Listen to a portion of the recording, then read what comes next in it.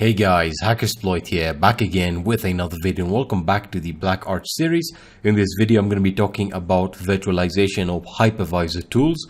So more specifically in regards to VirtualBox and VMware. So if you're on VMware, I'm going to be talking about how to install the VMware tools. If you're on VirtualBox, the guest utilities as they are so called. And these tools or utilities allow you to get the best performance out of your VM. They allow you to essentially have a better experience when using the VM. So it allows you to, for example, to scale the resolution appropriately, and you can have a much better viewing experience and much better performance. So it is really recommended to have them running. Now with VMware, things get a little bit different, and we have to actually use open VM tools. But for VirtualBox, you get support right out of the box. So if I just open up a terminal here, so let me just open up a terminal, and let me just make that a bit larger so we can see what's going on, right? So with VirtualBox, all you need to do is type in, of course, we're going to use the package manager. So pacman, so sudo pacman s, and we want to look for VirtualBox. I think it's VirtualBox guest utilities. So there it is. You can see it right over here. So the VirtualBox guest utilities. There we are. We'll install that right now, and you can hit install, and that should install it for you, and you should get a much better experience with VirtualBox.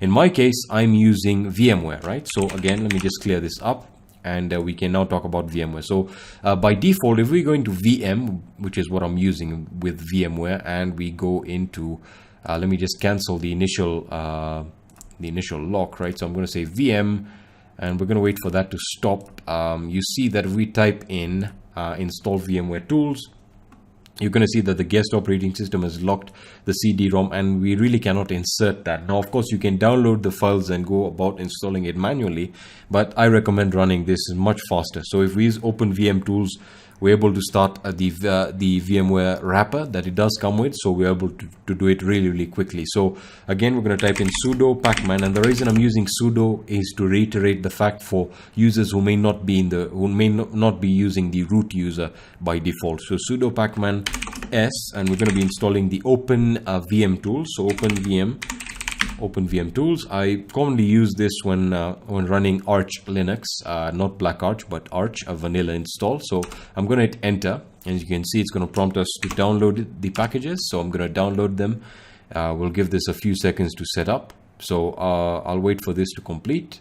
Let's give it a few seconds there. There we are, and that is done. All right, so now we need to enable the service. So again, we're using system control. We're going to say enable VM tools, the VM tools service. So again, we're going to hit enter, and that is going to enable the service. So if we reboot, we should have the service running. So I'm going to reboot now, and I'm just going to wait for this to reboot. So there we are, VMware back again. We're in grub. Let's get that started, and we'll wait for this to start up. Dev SDA3, everything's clean, great. All right, so it should bring us into the logon screen here, and we can get started again with XFCE and check if we have the ability to actually utilize the VMware tools or the VM tools. All right, so it looks like it should be starting now. All right, there we are. So let's stick with XFCE root, and let me enter my password here, and we hit enter, and we're ready to rock and roll once again. Right, so again, it's taken us back to the default resolution that we left it on. There we are, great. So you aren't experiencing any issues so far. So if we take at view, for example, if we go into full screen, it resizes automatically and the service is running. So that really is beautiful, and we now have the VMware tools running successfully on BlackArch Linux. So again, if you do experience any issues directly, and we have the dock now, which is great because everything is scaled. If you do experience any issues with the service not starting, if you try and scale it, that's one of the best ways to know whether you have the VMware tools installed. So what you can do is you can run the wrapper. So you can type in VMware user. I believe that is VMware user.